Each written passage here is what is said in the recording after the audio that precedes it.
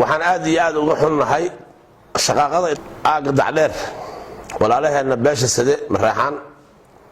ee reer Wardhaceed waxaan leenahay walaalayaal maantay wax isku yimid waa markii labaad oo aan isku imaanayno haddaan nahay wax garadka beesha reer Xasalabaan insha Allah taala arintaasi waxaanu aad iyo aad aan uga xunnahay dagaalka iyo aawilka meesha ka socda annagu waxaan rabnaa hadii la yiraahdo in walaalnimo iyo darisnimo iyo sharaf iyo wixii naga dhaxeeyo wanaagsanaa wixii horena sidii hadda ka horna laga wada hadlay aysan dib dambana ugu soo laaban dhibaatadu maadaama aan ognahay in dhibaatooyin iyo cadow ka sii weyn uu jiro marka sidaas daraaddeed walaalayaal maanta shirkeennii waxaan isku afgarnay inaan guddi dirno odayaal iyo caqli iyo culummo dirno oo ku baxa mataqaanaa halkaa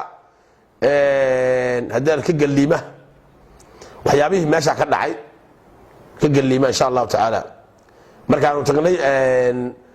caasimada galmudug dhuusamareeb oo madaxweynaha la fariisanana arinta aad buu nagu adkeeyay madaxweynuhu inaan hawshaas la fududeysan ee lagu baxo annaguna guddi baan u saarnay hadduu ilaahay noo ogolaadana hawshaas insha Allah taala waa lagu baxayaa waana hadalagu waana ka galiimaynaa wax alla wixii eedahoon anagu aan leenahay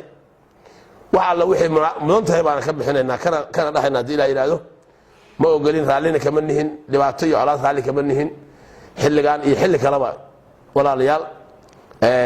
sidaas daraaddeed waxaan u mahadcelinaynaa walaalaha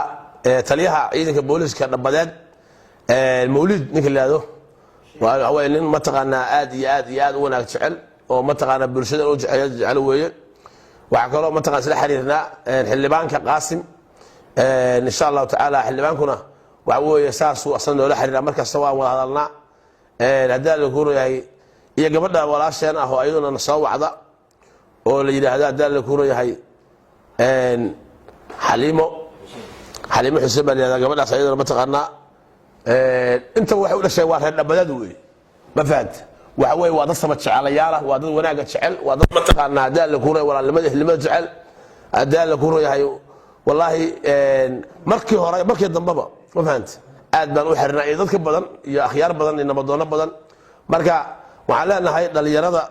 gacmahan ka qabanaynaa dadka mataqaanaa wax magaradka ah oo aan fahmaynin waxa la isku yahay iyo muhiimadda iyo alla ka cabsiga aakhirada iyo marka insha Allah taala loo fadhiisan mahayo waxa weeye insha Allah taala waan imaanaynaa gurigiinaan imaanaynaa dhabad baa imaanaynaa waxa weeye hadaa la ku rooyahay intaad ka xuntiin baan ka xunnahay intaad diidantihiin baan diidanahay isku hadaf iyo isku caqli iyo isku maskax baan nahay waan naqaanaa meesha hadaa la kuurayna laga xigo maanta uma baahna maanta insha Allah taala in arrimahaasi ay soo laabtaan insha Allah taala meel kastoo aad joogtiin iyo meel kastoo ku nooshihiin waxaan leenahay walaalaheena nabad gala sharaf ku noolaada qurux iyo wanaag ku noolaada hogaamiya hadaa la kuurayahay waana mahadsantihiin insha Allah taala ficil ahaan ayaanu u muujinaynaa waan imaanaynaa deegaanka annagoo ka sabafalayna wax alla wixii qaladaad xaggeena soo jira assalaamu calaykum waraxmatullaahi wabarakaatuh